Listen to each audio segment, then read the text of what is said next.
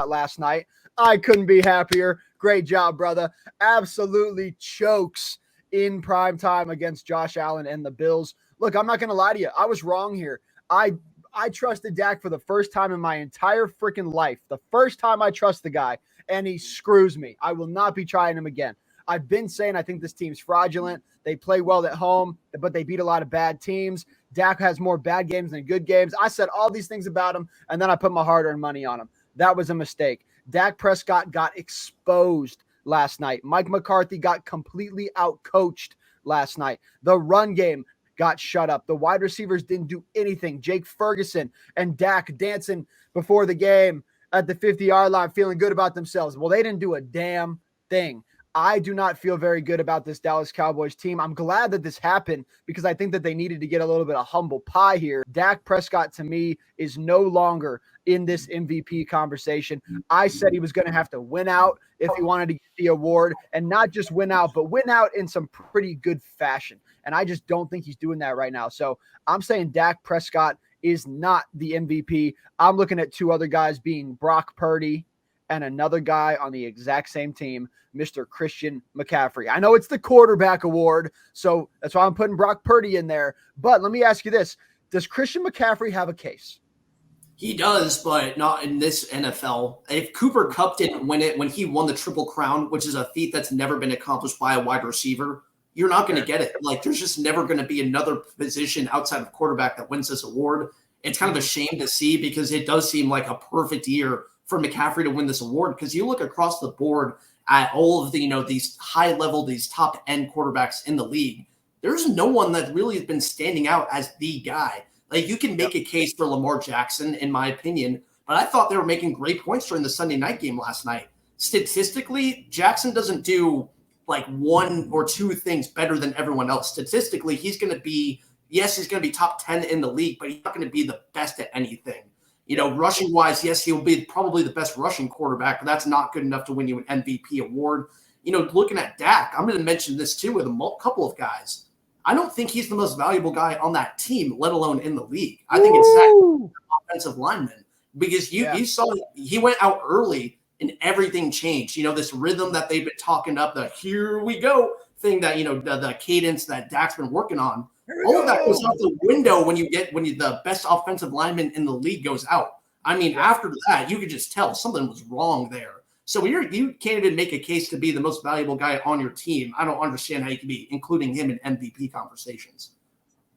Anthony, I love what you're saying, man. Look, guys, we knew Dak Prescott wasn't the most valuable player in the league.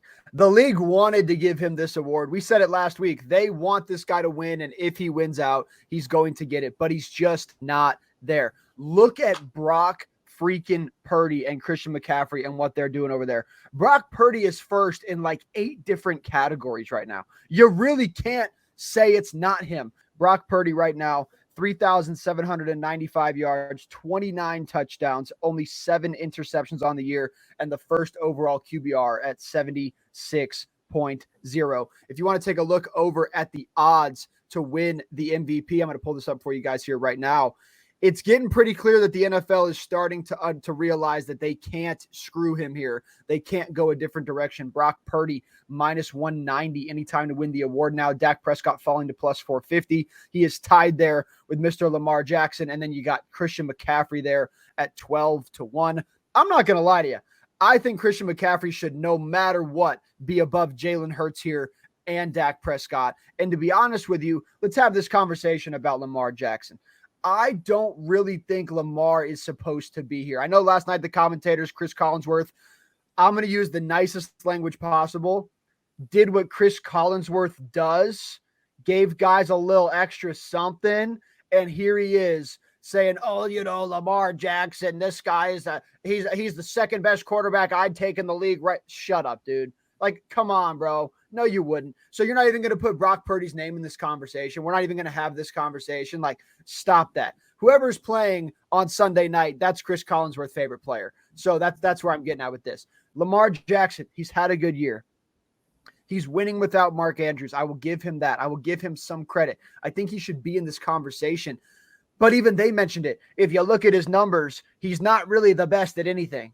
He doesn't really have the most rushing touchdowns. He doesn't have the most passing touchdowns. He's not the most accurate quarterback. Okay, respectfully, then he's not the MVP. How do you feel about that?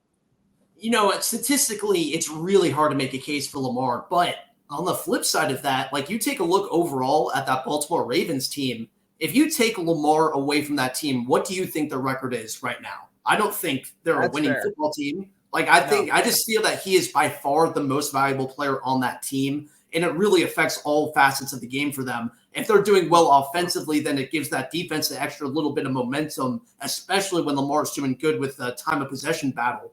But, on the flip side, with the statistics, it's just really tough to make a case for him. And it's kind of funny because you look at Brock Purdy on the flip side of that. Yes, statistically, he's second in the league in yards, first in the league in touchdowns. But you could make the argument that he's not even in the top three valuable players on that Niners team. I would honestly put McCaffrey before him. I would put the O-lineman Trent Williams before him. You could even make a case for Ayuk or Debo before him. So it's interesting, you look at just the different things, different considerations that go into MVP talks, statistics, value to a team, but it does come down to what the NFL views to be the more valuable, standard to hold these guys to. And it's looking like, and the odds are reflecting this as well. Right now, they're valuing the statistics in Brock Purdy. Folks, if you guys like Lamar Jackson, please comment below. Let us know and give us your case on Lamar. Let us know, that we're wrong and why Lamar deserves it. Because I hear what Anthony's saying. He's right. You take Lamar off that team, I don't think they're there. You take Purdy off that team, I don't think they're as good as they are right now. I can't lie to you. I don't think anyone else is going to go in there and manage the game better than him right now. He looks like he's absolutely rolling. He looks so comfortable in there. But there is an argument to be had. Please let us know who you guys like for MVP. Shoot us a DM if there's someone else you guys want to talk about on What's Your Take tomorrow.